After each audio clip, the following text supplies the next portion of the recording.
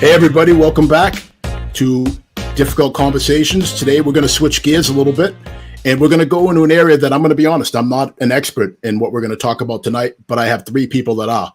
So tonight we're going to talk a little bit about anti-Semitism and the effects that it's having on the country. So I have three wonderful guests. I have Bobbi Mard, class of 94, fellow graduate. I have Ben Thaler, also class of 94, both longtime friends. And I have Mark Snyder, where if you live in southeastern Massachusetts, you have to know who he is. He's a journalist. He is somebody who's around town. He MCs events. So very well known and very fortunate that the three of you took time away from your family to be here tonight. So probably a couple months ago, Bobbi reached out to me and said, hey, I'm watching your show. I'm enjoying what you're doing, but here's an issue that I think would be of interest to you. Bobbi, can you just tell us a little bit about that? I can. So the summer of 2020 is what I'm fondly referring to, or not so fondly, as the summer of anti-Semitism. And I reached out to you probably within the first few weeks of me struggling to digest and understand and accept things that I was seeing happening as far as anti-Semitism. So when I reached out to you is after, just to rewind for one moment, Deshaun Jackson of the Philadelphia Eagles over the summer kind of started this whole train rolling when he quoted Hitler, which it wasn't actually a Hitler quote, but he attributed it to Hitler and Farrakhan. And what was happening when he did that was Deshaun Jackson has 1.5 million followers on Instagram who are reading this information. And I want to quote what he said. So the quote was, white Jews, so people like me, will blackmail America and they will extort America, but their plan for world domination won't work if the Negroes know who they were. So this is troubling to me on a lot of different levels. First, because he attributed that to Hitler, and obviously Hitler did not say that.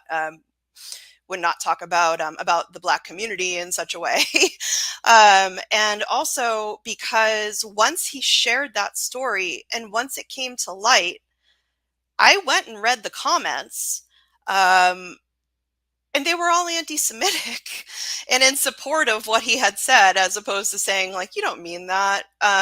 You don't want to quote Hitler. So when I reached out to you, Dean, was after there had been this fallout and Steven Jackson had gone ahead and, made a big deal out of Deshaun Jackson. And then we had Ice Cube coming out over the summer with his multiple posts about anti-Semitism, pretty disgusting. It's not at a time when we're focusing, especially over the summer when Black Lives Matter was at its height. I was having trouble understanding how one community could treat another community like that. And I reached out to you because it's a hard conversation to have. And that because you have difficult conversations, I thought this would be a good format to be able to, to kind of bring that to light. Well said, Bobbi. I'm going to go to Ben now. Ben, how do you fit into this? How do you feel that this is affecting life as we know it, and how is this affecting your life? I have to say that affecting my life, not really as much, because it's not directly affecting my life. I live in a rather a diverse town, but we do have a lot of Jews, and it has had a lot of Jews. And I grew up in a town that at the time, it had a lot of Jews, and I went to a summer camp that was Jewish. So all of my life, I went to a school and I pledged a Jewish fraternity, and I surrounded myself with Jews. So it didn't really impact me at all. That's not to say that it wasn't there or that I didn't see it, but it wasn't as prevalent, I guess, at the time. But I think with a 24-hour news cycle, social media, just different platforms where people are able to get whatever they want to say off their chest, I think it's become more prevalent in society to say those types of things. And unfortunately, for some groups and some communities, it's become all too common and accepted. Common and accepted. So you're seeing a rise in it, huh? Absolutely. Like I said, a rise I would say doesn't necessarily mean that it wasn't prevalent beforehand. But again, I just think the platforms that people have, allow them to spew whatever it is that they want to say, unfiltered keyboard warriors, as they say. Oh, I'm behind my keyboard. I can't get in trouble. I can say whatever I want. But that doesn't mean that it doesn't, actually affect communities and people and the way that they think, because this unfiltered access to whatever people want to say, you read it, and like Deshaun Jackson has 1.5 million followers. So if people say, hey, Deshaun Jackson believes it, all right, well, it must be true. I agree with you 100%. In the age of social media, people are able to just kind of light fire to a situation and then just walk away as it burns with no consequences. All right. So I'm going to go to Mark on this. Mark, why don't you jump in on this? How are you seeing the rise in this alarming type of behavior, and how is it affecting your day to day? It doesn't affect my day to day at all, because it just doesn't. But as a journalist, I look at this stuff all the time. And for instance, years ago, when I was growing up, there were people who were anti-Semitic, and they had to reach out and find other people like themselves. Now, if you are anti-Semitic and you're on social media, you can find all kinds of folks who share your belief. In fact, 4.2 million anti-Semitic tweets were shared in the past year. That's according to Twitter. They removed that many. There's probably a lot more than that they haven't touched. So, that's a real problem. That and things like this. In America, they did a poll and they asked Americans if this is true. Jews have too much control or influence on Wall Street. 19% of Americans believe that to be true. And also, almost 15% of Americans believe that Jews are loyal to Israel more than America. Those kind of things are really dangerous. And that's what I follow. I'm following what's going out there. And I see the celebrities doing what they're doing and saying what they're saying. And it's very dangerous when people, you were just talking about one of them who did that, the sports star. That stuff is dangerous, and we have to watch it. And unfortunately, the social media companies really don't do a great job in terms of reeling it in. All right, I got to go to Bobbi. Bobbi, I can tell you're feeling some kind of way. Jump on in now. I can tell by your body language. You want in. I do want in on this conversation. All right. So I've certainly noticed a rise in anti-Semitism, and I can actually provide a recent incident that happened in a school in my town. Please do. We love stories. So, and it happened to a friend of mine's child. We have several schools in the town, but there's one school for the 4th to 6th grade. Very impressionable age group. My friend, who's Jewish, and her son, who is Jewish, her son was approached by somebody in school who gave her son the Heil Hitler sign, the Hitler salute, and used those words to him, Heil Hitler, to somebody that was in the 5th grade. The fact that it's happening in schools like that is incredibly disturbing when we preach teaching kids tolerance. You can't have it both ways. We need to be able to show our kids that this is wrong, but we have to start by demonstrating that ourselves and by giving them the proper education. And just like as a side note, the first time I ever experienced anti-Semitism was not in Stoughton, and I've experienced it for myself many, many times, but was not in Stoughton. It was, for those who don't know, I went to the University of Michigan. I'm very proud of that. And when we got way back in the olden days, when we got our roommates by mail, and then you had to, mail them and ask for a phone number because there was no internet back then. I got my roommate. I wrote and asked her for her phone number. My first conversation with her via phone included the question from me, "What religion are you?" You asked that question. I asked that question. Can I ask why? Because I want to see if there's like-minded people around me. Like, I grew up in a Jewish community. I grew up in a Jewish household. I feel very comfortable. It's a community. I feel very comfortable around my own community. And I know that there was a, larger population of Jewish people that went to Michigan, one of the reasons that I chose the school. And I wanted to know who I was living with. And to me, religion doesn't matter at all.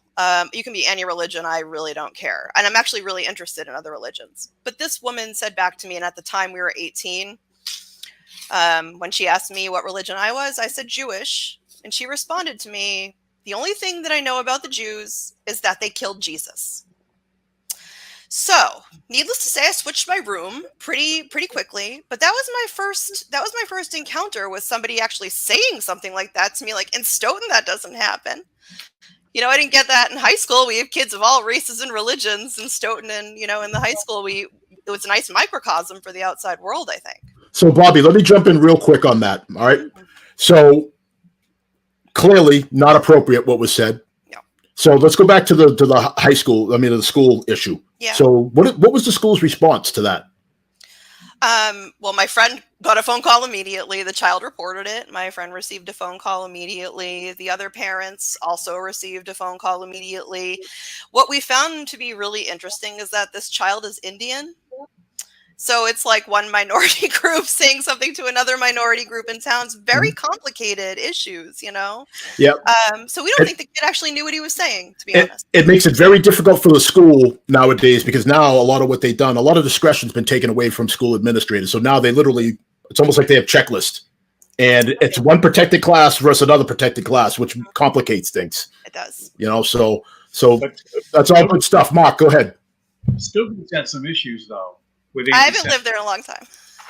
Because there have been a number of incidents of swastikas and Hitler references in the school system, and they were not responded to well by a previous superintendent of schools. It was covered up, and the only reason it came out was because I had it on my column. And that kind of stuff's not good. I think that they take control of the stuff. First of all, they are doing a pretty good job of educating on the Holocaust still. They have a teacher who's been teaching a course at Stoughton High School for years, and that's a good thing. But a lot of the school systems have really lost their track on the Holocaust, and a number of kids growing up don't know really about the Holocaust. They think that it's an exaggeration. It may not have happened because they're reading all this stuff on social media and not getting educated in the classroom. I think that's a major problem. This is a natural segue for me to go to Ben. Ben, again, I could see you. We played sports together, and I know that look, man. Ben wants to come in, and he wants to make a difference. Ben, the floor is yours. Go ahead. Mark, it could not have been a better segue. It could not have been a better segue. There was, I was doing a little research on this, wanted to make sure that, we had a good in-depth conversation on all this, and just wanted a couple of points, to back up what we were saying. And it was actually a study done, and I want to quote this properly, by the United States Millennial Holocaust Knowledge and Awareness Committee in 2018, and they studied millennials. They studied 1,000 millennials across the entire 50 states. 63% did not know that 6 million Jews were killed. 36% said it was under 2 million. 48% could not name one concentration camp. And 20% of millennials and Generation Z in New York felt that Jews caused the Holocaust. Now, New York City specifically has a big Jewish population, big Orthodox Jewish population as well. And if you've seen the rise in anti-Semitic attacks, just in the Orthodox community in New York alone, it's really disconcerting. And we were talking about that before. It's not just Jews that were exterminated in these camps. It's anyone who's disabled, gay people, anyone who wasn't Aryan were round up and exterminated. So it wasn't just Jews. There just happened to be more Jews than anyone else. But for people not to have this type of education about everything that went on, it is really a challenge for the older generations to say, how come you don't know this, and what are we missing? Why do you not know this? I'm dumbfounded. Disconnect. Ben, I am dumbfounded. I've heard a lot of things crazy. Obviously, I'm a minority, and I've heard crazy things. But the Jewish people started the Holocaust, like they caused it. Yep. I don't know. I mean, that's a special kind of conspiracy theory right there. That is crazy. Bobby, I'm gonna come back to you, but I want to go to Mark, because Mark, you have seniority here, so this stuff. Had you ever heard anything like that before? Like the Holocaust was? Yes. Yes.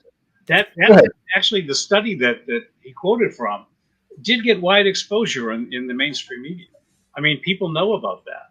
So, and again, I think that we're from Stoughton, so we know that the Stoughton schools actually did do education on this end. But a lot of school systems around the country have shirked their responsibility in teaching the Holocaust. And that's one of the reasons why the millennials that are growing up have no background now. They don't know what actually happened. And the history books are changing. It's very interesting. A lot of people don't know this, but many of the textbooks that have been put into school systems were paid for by Saudi Arabia. They actually provided textbooks to American schools where Israel was excised from the books and the Holocaust was changed. And a lot of schools were teaching with their books. People didn't know this because they went through different foundations where the money came. That you got to trace the money, and that's sometimes a chore that the media doesn't want to do. They take the easy way out. But that's what's happening. That's not just the media, Mark. In my line of work too, my day job. Those of you that are new to the show, my day job, I am a police officer, and that happens a lot with drug investigations. Sometimes you don't want to chase the money because crime and specific acts are finite. You usually can isolate those, but when you start chasing money, there's no telling how deep that rabbit hole goes, and it sounds like this is that same kind of situation. Yeah. All right, great point, Bobby. You on this? All right. Well, I did want to make everybody aware of something in regards to education and why our students are not aware of it. I'm not sure if anybody knows. I know, and I'm sure the people in this group know. But only 15 states in our country mandate Holocaust education at the secondary school level. 15 states. Massachusetts is not one of them. Once I found that out, and just by the way, Delaware was actually the 15th state, and it was added late in the summer. As soon as I found out that Massachusetts was not included in that list, which to be honest was pretty shocking to me, I immediately started doing some investigating on my own within the town. How are they teaching about the Holocaust in town? What have they done in the past? What are they doing now? I'm very lucky. I have friends who are administrators in both the town and at the state level, and I was able to review the state's curriculum that they do provide the schools in a lot of detail, as well as our Westboro schools curriculum. I think a huge problem is this. The generation that fought in World War II and the generation that were captive in concentration camps, they're dying out. Most of them are gone. It was a while ago now. And with them goes their stories. All of those firsthand account of survival stories, stories about being in those camps, stories about living through the Holocaust, they're fading. And it's our generation's responsibility to be repeating those kind of stories to our kids, to make sure that those lessons are not lost.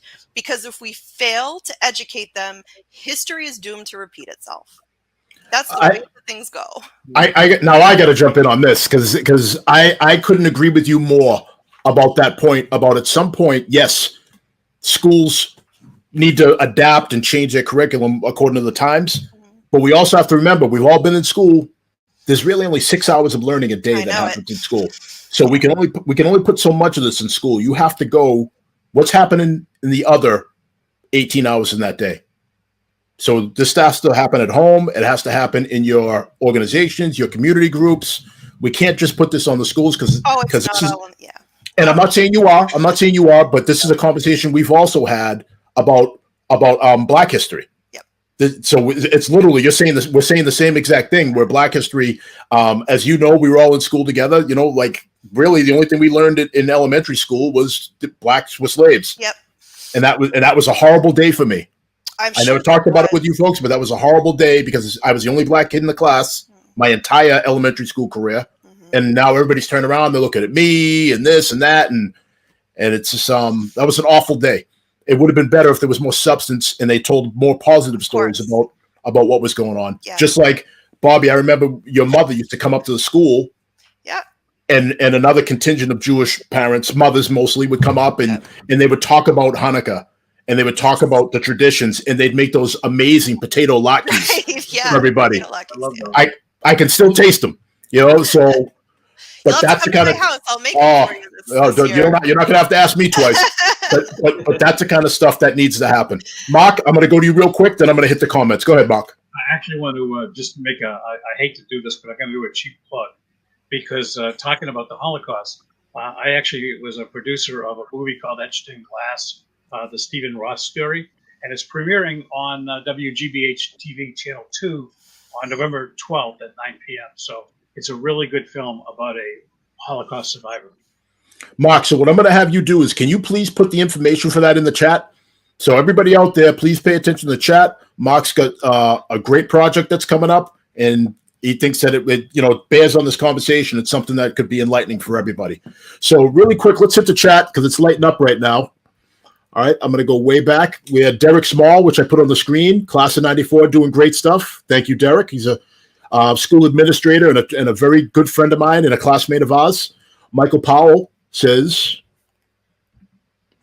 it's even more important than a proper education in regards to teaching about tolerance and diversity is what is being taught in the home or the living environment. Yep. Mike, outstanding point. And as always, Mike, you're razor sharp with your comments. All right, we have Brett. Brett says, fellow Jewish Wolverine here. Hey, my freshman roommate was a big football player from Texas, and we became good friends. Definitely intimidating, though. All right. What else do we have here? We have Shari says, thank you for having this conversation with a hot sign. I think there's at least one person in here that knows and loves Shari. All right. Kevin says, I feel like I'm back in the old neighborhood. Love listening to all of you. Thank you, Kevin. Appreciate the love, and we appreciate you coming through. David Neville says the Holocaust Museum in Washington, D.C. is highly recommended. All right. Tough one to go through. So, go ahead, Bobbi. Just as an aside, Dave, thank you for bringing that up. Holocaust museums are one of the best places for kids to learn these days, and I'd highly recommend taking your children to one of them. There's an enormous one in Washington, D.C., so maybe when the world's a little bit more normal and we're traveling again, but there are also local Holocaust museums. So look one up and take your kids. So this for those of you that are watching, we have people in different parts of the country that have started taking interest in the show. We are located in Massachusetts. All of us live in Massachusetts, mostly Eastern Massachusetts. I think Bobbi is on the corner of central-ish now. Do we have anything in Massachusetts or in New England? We have a Boston Holocaust, which is actually Boston Holocaust.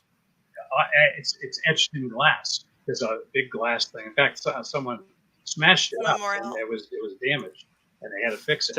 But it has the names of all the victims, of all the people who died in the Holocaust. There's millions of names, tiny little lettering on huge sheets of glass, and it's incredible. But I'll tell you something. It's super public too. The one in Washington is just unbelievable. Yeah, they have one of the box cars there. You walk in that, and you travel back in time and feel the pain of those people. You can hear their screams. It is just incredible. There's no better education than that. So for those of you that are younger, what Mark's referring to as the boxcars are the boxcars that were used to transport a lot of the prisoners to the concentration camps. Is that correct, Mark? Not prisoners. Jewish they people. transport families to the families. Jewish families. Yes. Jewish families that would then become prisoners at these camps. Yes, there were so many people in the boxcars that they couldn't even stand. They were. It's an incredible thing. So do some research. You can find pictures on the internet. It's out there. You don't have to go to the museums. You can educate yourself on Google if you have to. I mean, it's out there. 100%. But I think, like we say, a picture's worth 1,000 words. What is actually being in one of those boxcars worth? 1,000,000 words, 1,000,000,000 words? You know what I'm saying? So sometimes, like you said, Years ago, being in there will really drive it home for a lot of folks. A couple quick comments I want to get to. Elena says, Bobbi and Ben, you have young kids. What conversations do you have around this with your kids? And how do you teach them to respond and react if they come across anti-Semitism? All right, so Ben, let's start with you. So again, I live in a town that is pretty diverse, but it does have a large Jewish population. But that doesn't mean that these things don't happen. So we try to talk to them, and obviously, in any type of situation, unless they're actually forced to defend themselves, walk away. Because these people are so ignorant, they're not worth it, and they're just looking to get a rise out of you. So ignore them and walk away. But we want them to tell us, because we want them to be able to have a conversation about it. Tell us how they're, how that made them feel, whatever it is that person said to them. Thankfully, that hasn't happened yet. I'm not saying that it won't, just thankfully that it hasn't, but I'm assuming that it will. And at that time, hopefully they'll know enough where just to ignore it and walk away, and then tell us, and we can have a conversation about it and go at it from that front. Because the people that say these things, either, like to Bobby's point, they probably don't even know what they're saying, but at some point they are going to know what they're saying, and they're doing it for a specific purpose to get a specific reaction out of them. So I'm hoping that they are able to have some good sense, walk away, ignore them, and then we can deal with it, at a different time. Same question to you, Bobby. And of course, Alina, for those who don't know, is one of my closest friends. And I was going to joke and say I'd tell her Auntie Alina and go, and that she'll go beat people up for them. But that's not really where we're going here. So, because Lila was exposed to that incident it was one of her closest friends' brothers, who received that Heil Hitler salute. Because of that, I had to have a pretty intense conversation with Lila, because she was really upset. So when we had a conversation about that, I try to explain to her, because I think that, and I mean, and maybe, I don't know if Mark and Ben agree, but I think that anti-Semitism is the oldest form of hatred.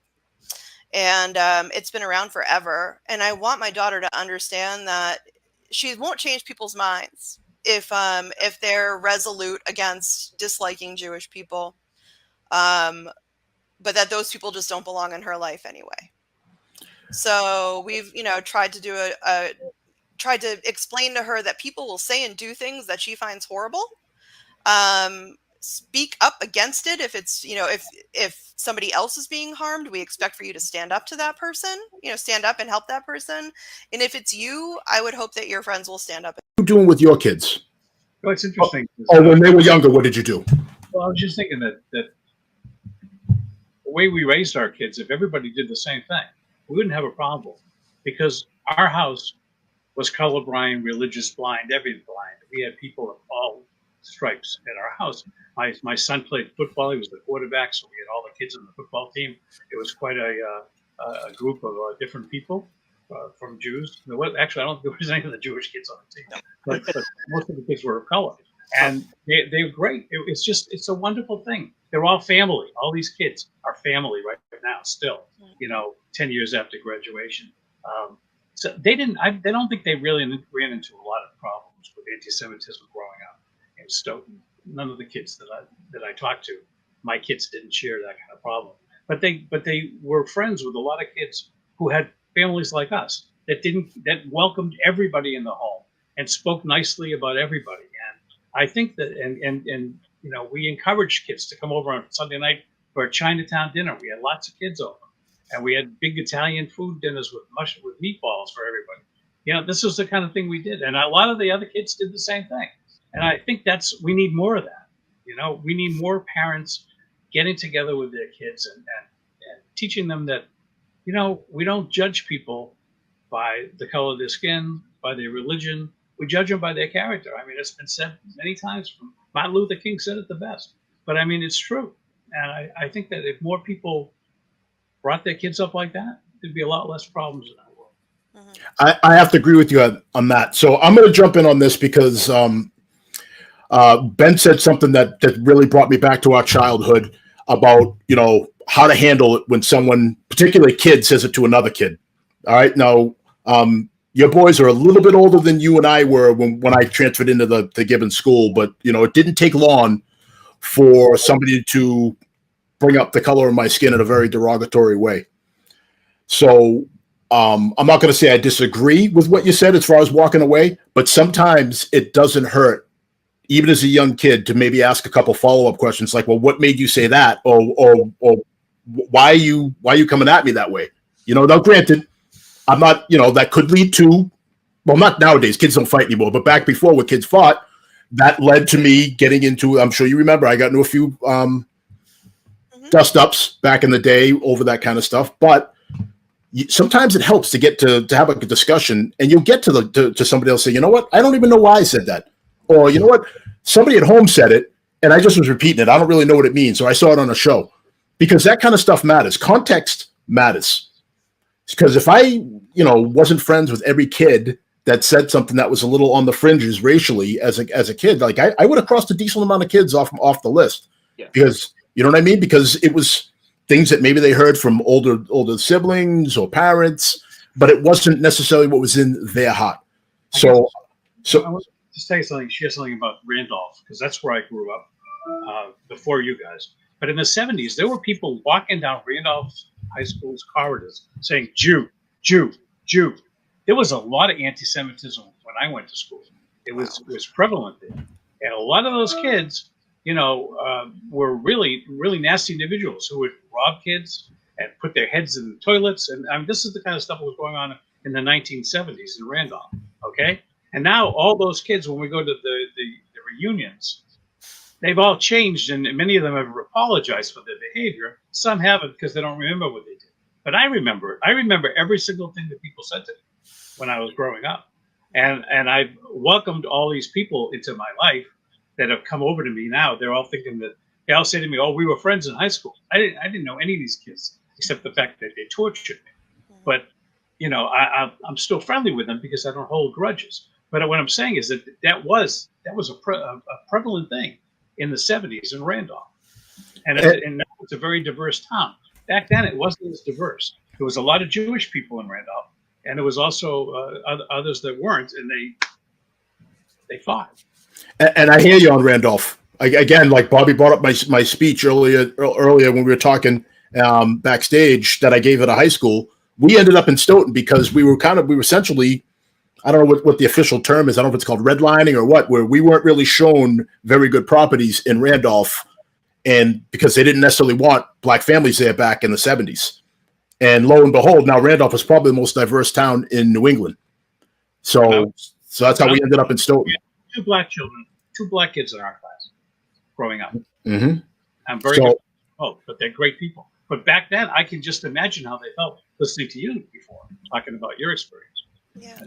So yeah, this is something that hits home with all of us. But I would encourage both of you, both Bobby and Ben, to at least consider what I'm saying. That if it's somebody that that is a peer of your children's and they say something, maybe ask a follow-up question or two. And if it gets hostile, then by all means. But sometimes getting to the why, I know that when we went to school and I did that with kids that said things to me, it helped. Sometimes I got apologies, and some people I became friends with to this day. So that's just something to consider. And Mark, I want to just touch on something you said about you grew up in a colorblind house, or you raised a colorblind house. The colorblind thing, again, this is just my personal feeling towards it. It is a great sentiment, and it is something that sounds great, but I know as far as being a man of color, like that's not something that I have the option of being. Like, for example, I walk into a room. I'm a big guy as it is. I'm 6'1". I'm 200 plus pounds. All right. And I walk in the room, everybody knows that I am black. So I don't have the option of just saying, hey, pay no attention to my black skin. I'm the same as everybody else. All right. So what my preference is when you see me, maybe you acknowledge the fact that I'm black, or I would acknowledge the fact that Bobby or Ben is Jewish. And I say, you know what? I don't care about that. I care about how you treat me. like you said. Now we go back to the content of the character, because Right. sometimes it almost sounds as if it almost sounds dismissive when you say, all right, hey, I'm colorblind, like you're dismissing that other culture. You know what I mean? And again, it's not intentional. I get it. It's not intentional. I don't get mad, but I know that I've spoken to people, younger black kids, myself, that, as a preference, I would say I want you to embrace the fact that I'm black, and I want you to embrace the fact that I'm black, you're white, you're Jewish, and you know what? We love each other, and we care about each other. And if you needed me, I'd be there for you in a second, and vice versa. Go ahead. Who wants to respond to that first? Everybody kind of jumped up at once, so I'll go to Mark first. Well, all I know is that the kids that came in our house, no matter what color they were, call my wife mom and me dad, and we're very close. And we've never had a discussion about what color we are or what religion we are. It never came up. Because it doesn't matter to you, because you care about the content of the character. It was about football, and it was about getting together and having fun and brotherhood, and that's it. That kind of thing. I understand what you're saying, and I was thinking that if we had everybody in our house and there was one individual of color and everybody else was white, they might feel a little bit awkward. But it was really a diverse crowd all the time. Mm-hmm. That's because my son, his friends are diverse. He is actually a professional rapper. So picked a weird thing for a Jewish guy. But, hey, there's a lot of Yahoo out there. So yeah, just know, Mark, you're not going to get away with that. We are going to circle back to that at some point. All right. Ben, Bobbi, do you have a response to that? And then we'll move on. I do. So, go ahead, Bobbi. And what I usually say is, and I think that term colorblind, well, I think I used to use it too, and then I realized that's actually kind of hurtful. So what I choose to impart to my daughter, and the way that I live my life and the way my husband lives his life, is that if we meet somebody and they're kind to us, we like them and we can be friends. If we encounter somebody who is not nice and is cruel to us, we don't have to be friends. And that takes away all of the, race, religion. It takes all of that out of these statements. It's all about being able to embrace everybody and to just impart to your kids. And I can't explain to you how much I've tried to do this with my daughter, that you have to get to know people before you can make a judgment about them. Ben, that's awesome. Yeah. Go ahead, Ben. I'm going to stop you there, Bobbi, because you can't go any higher than you just did. You're on the top of the mountain with that comment. Ben, awesome. Go ahead. But as I mentioned, the town in which I live is pretty diverse. It has a pretty diverse community. My boys are friends with Jews and non-Jews. My boys are friends with Asians. My boys are friends with black kids in their class. Indian, but it doesn't matter. They don't see them as whatever their race or ethnicity or religion. It's just who's nice to them and who they like hanging out with. Those kids are nice to them and they're nice back. And they like hanging out. They ride bikes, they play sports, whatever. They don't see them as anything other than these kids in my town that are nice to me and we're friends. And if we can just have all of those generations grow up with that same sentiment, then maybe we can change this.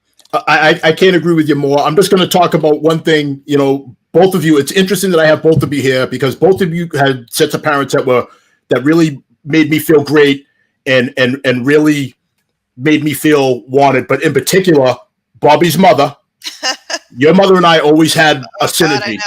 We always did. And Ben, your father at sporting events, he would referee. He would always talk to me differently. We were always able to, I don't know. There was just something about the way that your mother and your father treated me that I'll never forget, and if I didn't thank them for it, I wish I had of, because they always made me feel included. They always made me feel special. They always made me feel like I mattered. And that was back in the 80s. Yeah. So it's important that you both know that. So we got a comment here. All right. So Mike says, it amazes me that no matter how many atrocities occur in human history, that there are people who continue to discriminate against others based on race, religion, ethnicity, gender, sexuality, etc. We are all human, and as a society, we need to. It looks like it got cut off. I can All right. see it. It Can says you? we need to find ways to learn from history, prevent it from repeating, and treat everyone with the dignity and respect they deserve. Bravo. All right, Mark, I'm going to go to you. What's your solution for this? How do we implement this? Well, I agree with it, but I don't know. We can't implement anything. It has to come from the homes. It has to come from the house. Has to come from the media. Has to be doing this kind of stuff. The schools have to be doing this kind of stuff. It's a total society has to do this. It can't just be us. I wish it could be. And when I say us, I mean society. So it has to be a societal buy-in, is what you're saying. It has to be a buy-in all the way through. It has to be through education. It has to be through the government. I mean, everybody has to be on the same page. And unfortunately, right now in our country, we're at a precipice of division, and it also affects these kind of items too. You know. Ben, same question. Education, you know, at all levels. But I think that, you know, Mark touched upon government, and it's challenging, you know, to make sure that, you know, we're educating our kids in a certain way when we don't see it being followed through, perhaps, you know, at the highest levels, you know, of government. You talked about protected classes. Some protected classes are more protected than others, you know, so it's that balance that we're trying to get. Like, we're trying to get everybody to buy in, be like, why don't we just all believe this, you know, because we should, because it's better for everybody. And then, you know, the generations that grow up, you know, there wouldn't be any racism, there wouldn't be any anti-Semitism, because it wouldn't exist anymore, because no one would practice it. You know, but that's not realistic. Obviously, that's pie in the sky. I understand that. Some people are always going to teach that Jews started the Holocaust. People are always going to teach that Black people are inferior. And it's just the way that they are, you know, and I don't know that there's any way to change those people. But if we change enough people's minds, maybe we can do something. So to your point, and you're right, I tried to get you all to fall into a little trap there, you know, and see if anybody would take the bait and say, oh, there's a wholesale fix and we can get everybody all at once. The fact of the matter is, and again, as a police officer, I know this better than most, you can't save everybody. You just can't. It's just not mathematically possible. But what you can do, to Ben's point, is you can focus on the people that are on the fence, and you can try to pull them to your side or push them to the other side, one way or the other. You know, but the people that are hardcore one way or the other, that's just, they've kind of made up their mind, and it's they're content to just yell and scream over one another instead of trying to have a difficult conversation like we're doing here tonight. All right, so education really is important, because ignorance is the thing that causes a lot of this stuff. And if you're ignorant and you can learn, if you are willing to learn, you can change your whole thing. I mean, I saw that with people I grew up with, and you mentioned it yourself, that you grew up with some people that changed. So it can change. Ignorance is not an excuse, but it's what people, that's what happens with anti-Semitism and racism and you know, all these different isms, because of ignorance. When people are educated and they understand the ramifications of what they're doing, they don't do it. You know, I really think that's the key to everything is education. You touched upon it, but it's really. Go ahead, Mark. And that educational process starts in a forum just like this, where you have a discussion and you talk about things that people typically are uncomfortable, makes people want to go the other way, because it's not warm. This is not a warm and fuzzy topic we're having right now. It's very much cold and prickly. All right. Like we learned back when we were in school.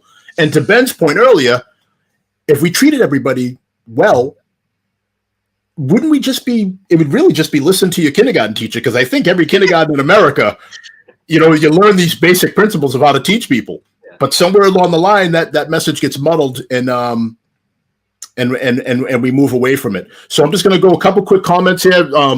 You know, again, you're here on Difficult Conversations by Supply the Why. We have Mark Snyder, we got Bobbi Sheff, and we got Ben Thaler.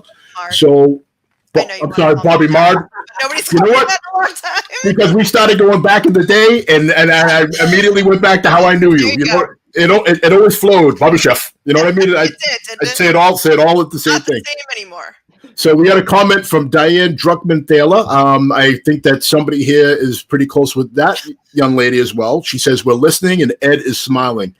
That makes me very, very happy to know that your parents are watching and that they're proud of what we're here doing.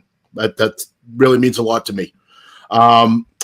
We have Aubrey Mard says, thank you, Bobbi, for inviting me to listen this evening. Intelligent and thought-provoking commentary. Aubrey, that means a lot. Well, thank you, Aubrey. And again, I'm sorry. I know it's Mard and not Sheff. I know that now, so I apologize. But thank you for stopping by, Aubrey, and now you're seeing a little bit about what we're about here at Supply the Y. I think you should actually be reading the comment from someone named Heidi Lynn. Don't you think? I'm gonna get there. I'm gonna get there. I really think you should skip that one. I really think you should look at that. Diane is very proud of the Gibbons School grads, and Amy says, treat people the way you want to be treated. It's that simple. All right. 100%. So this is a question. So how do we ensure that our towns and cities are doing their part in educating the community? This is from Heidi Jenkins. Very lovely young lady. Phenomenal cook, by the way. All right. So let's talk. Let's go to that. So how do we ensure that our towns and cities are doing their part in the education? Mark, you're pretty hooked in with educational the educational world. I've always felt with my own kids and other kids I see, it's important to have parents involved. Parent involvement is the biggest part of education. And if you ask teachers, they'll tell you that kids who have parents involved do much better than the kids who don't. And I think that we have to assure that our schools are teaching Holocaust education, that they're teaching diversity, that they're teaching all these different things nowadays and planting it in the kids from a young age. And that's up to parents to insist that it be done. Bobbi, floor's yours. Yeah, so something that I would do, and by the way, hi Heidi Lynn. I'm like excited to meet your wife. What I would recommend is doing something like what I did, especially if you live in Massachusetts and you know that they're not mandating any kind of Holocaust education here. I would reach out to your school administration and ask for the curriculum. I would reach out to any kind of state administrators that you may have contact with, like educational state administrators, and ask them to include Holocaust education as being mandatory for Massachusetts. I have been pushing away at these things, both within my town and within the state, and then in a larger sense within the Northeast, for the past several months. So if anybody wants tips on how to approach this, please feel free to reach out to me on Facebook. I'm Bobbi Sheff Mard on Facebook, so you'll be able to find me that way. And I can certainly help you in creating the right connections and getting to the bottom of trying to get the right education in place. Bobbi, I'm going to have you put your contact information in the chat, and that goes for everybody. So, Mark, I know you have. It'll probably take you a year to put all your stuff in with all your things, your projects, and things like that. But if you have the energy, please put your stuff. Put all your information in the chat so people can keep in touch with you, because I'm sure that a lot of people that are watching this, they've been enlightened, much like I've been enlightened, and they're going to want to keep in touch with you. Ben, I'm going to go to you. What are your thoughts? You know, it's not much different, you know, from what Mark and Bobbi said. You know, it's education in the home, you know, as well as being loud, you know, calling school administrators, writing letters, you know, just being the squeaky wheel and making sure that people know that you're there and you're asking for this and you provide the information and reasons why it's important. You know, I think we've all discussed over the last 45 minutes plus or so why this information is important based on that study where people don't even know that it exists or they think that Jews started it. There's just so much, to Mark's point, ignorance, and it's not necessarily stupidity. It's just they don't know and they haven't been taught, which goes to the education piece. So I think just being loud and trying to get in front of people and say, hey, you know, if we've got the resources, let's see if we can put this into the curriculum. We think it's really beneficial. Outstanding. Another quick comment we have here. We have Michael Powell says, thank you for sharing your thoughts and your experiences. Good stuff. The more you know, the more you grow. I think that is that from an after-school special from when we were kids? I think that from one of those, like the snippets or something when we were kids. So Heather says, I've been showing more love for people and my country more than ever before. The world needs it now more than ever. Amen to that. Yep. Amen. So I know this is going to sound crazy, folks, but we're already 50 minutes in. All right, we're under 10 minutes left in the show. So what I'm going to do is I'm going to pick a question here that I think that each one of you can do in about 2 minutes. Give your last word, and then we're going to be done for the night. All right, so is there a post-show party? I wish there was. If this COVID thing ever goes away, Mark, man, I promise we're going to do it up in person. All right, so here's the question. All right, I'm going to start with Mark. I'm going to go to Ben, then I'm going to go to Bobbi. Why is it that this issue has not gained much traction in social media and on the news? Well, actually, it has a lot of traction on social media. There are many, many posts about anti-Semitism. All right, I guess I'm going to go to Mark first. Mark, go ahead. You go first. I thought you said Mark was first. Did I? I thought it said Bobbi then Mark. All right, sorry. Go ahead, Mark. There's a lot of conversation on social media about anti-Semitism. And there's a lot of anti-Semitism on social media. So, the conversations out there, the media doesn't really want to, they have their own narration. They have their own agenda. And that's what they follow. And I am a member of the media. I've been a member for 40 years. I'm one of the people who doesn't follow the agenda. But I get it. I get it every day in my email. I know exactly what they're going to say on some of the network stations. So if people want to make it as something to talk about, they have to be loud, they have to be aggressive, and they have to make their voices heard. And call a guy like me, we'll write about it. You know what I mean? You got to find a friendly journalist. And, the conversation has to be had. And again, the louder it is, and the more people get knowledge about what's going on, and their ignorance is taught, and they change, the better this country's going to be. And it's one house at a time, one community at a time, one state at a time, and one nation at a time. Outstanding. Mark, please make sure you get your information in there. I know people are going to want to reach out to you, so please let people know how they can get in touch with you. Go ahead, real quick. Just let people know. I'm unlisted. Unlisted? So if somebody wants to reach out to you to get their story out there, do you want them to email you? I'm on Facebook. Snyder Sandwich, Snyder Stoughton, Mark Snyder, Snyder Stoughton. I mean, you can find me. Just do a Google of Mark Snyder celebrity interviewer. It comes up. That's what people are looking at. Someone's got to do it. All right. Next. Because you're saying last, so I think that's me. It's not sexy. Anti-Semitism, I'm going to say it. Anti-Semitism is not sexy, right? It doesn't sell, it doesn't get clicked, and people are too consumed with themselves. They're consumed with making the perfect duck face and getting that perfect selfie to post on their Instagram feed so they can get, likes and followers, and because that is status these days. People aren't concerned about anti-Semitism. It's out there, and yes, people like us are talking about it, and some in the media mention it. There are articles out there, and sometimes they'll do a local story on, a swastika that was spray painted on a local synagogue, but that doesn't lead, because it didn't bleed. So, I see what you did there. Okay. So it's just not sexy enough. But if we continue to have these conversations, and the more that these conversations are had and the more that they're shared, perhaps the more that they're discussed and people want to learn more and they'll become more educated. And as we discussed already, education is the key. So hopefully we can do something about this.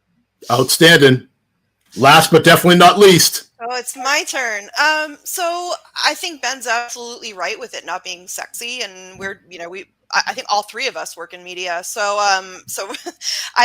what I would say is that anti-Semitism, it doesn't fit today's narrative. We're living in the powder keg of COVID, and we have a Black Lives Matter movement that's going on, and it's kind of way down there.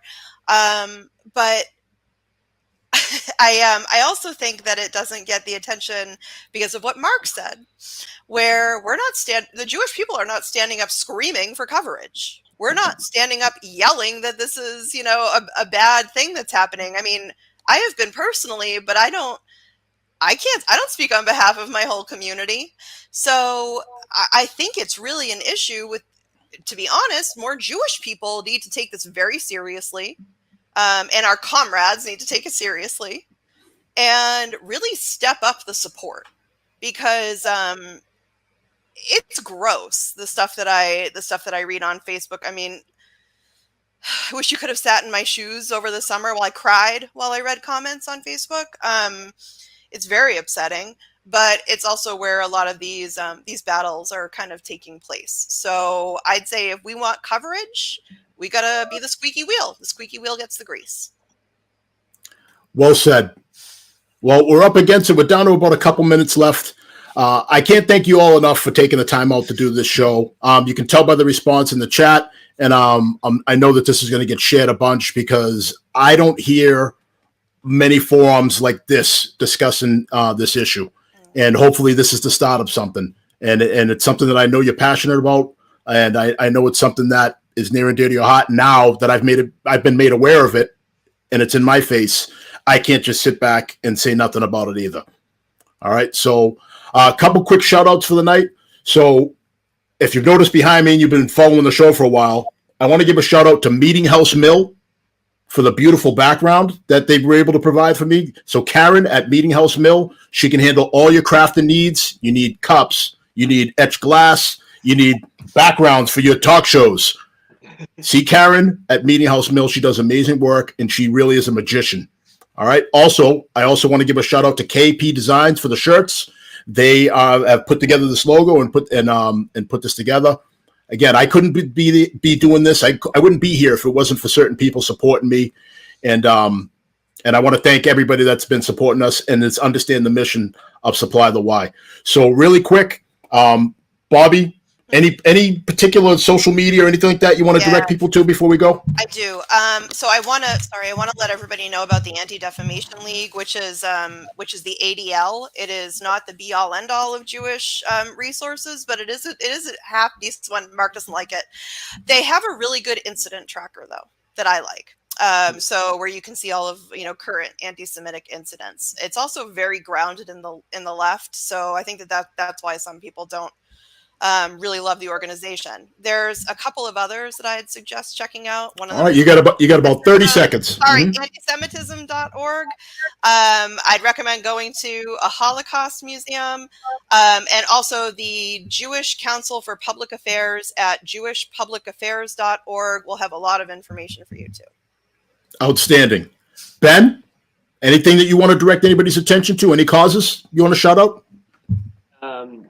There's an Instagram account. I know I just spent a couple of minutes railing at social media, so it's just kind of funny. But there is an Instagram account. It's called Jewish on Campus, and it does allow people to anonymously post some anti-Semitic instances that happen to them, mostly on college campuses, and they are all vetted before they are posted publicly. I also do actually want to say my boys are actually celebrating their bar mitzvah this Saturday. It's all in the age of COVID, and there's no party, and their grandparents can't even be there to see it, and everything is online, and it's awful. And I feel really badly that they have to do such an actual mitzvah for their Jewish heritage and their Jewish upbringing in an age like this. But they have been rock stars, and they are studying so super hard, and I'm really proud of them, and I can't wait to see what they do on Saturday. Well, congratulations, boys. Mark, I'll leave it to you. You got about 30 seconds, Mark. You got anything? Just a reminder, Etched in Glass, the Holocaust movie, is premiering at WGBH TV November 12th at 9 p.m. I was an associate producer on the film. It's a great film. And if anybody wants to reach me, they can write to pmpco@aol.com. I do answer my email. Have a wonderful night, and thanks for inviting us on. You guys were fantastic. You I mean, I knew you were going to be great, but you really, all three of you knocked it out of the park. Mark, I know that this is what you do. You're in the media and you're making things happen. Bobbi and Ben, clearly you guys are comfortable speaking. You're marketers. So I'm proud of all of you, and I'm glad we were able to have this difficult conversation tonight. Thank you so much. Thank you, Dean. All right, folks, check out the Supply the Why Facebook page, Supply the Why YouTube channel, and we got more coming. Stay tuned for some exciting announcements. All right, good night, folks. Good night. Another pleasant tomorrow.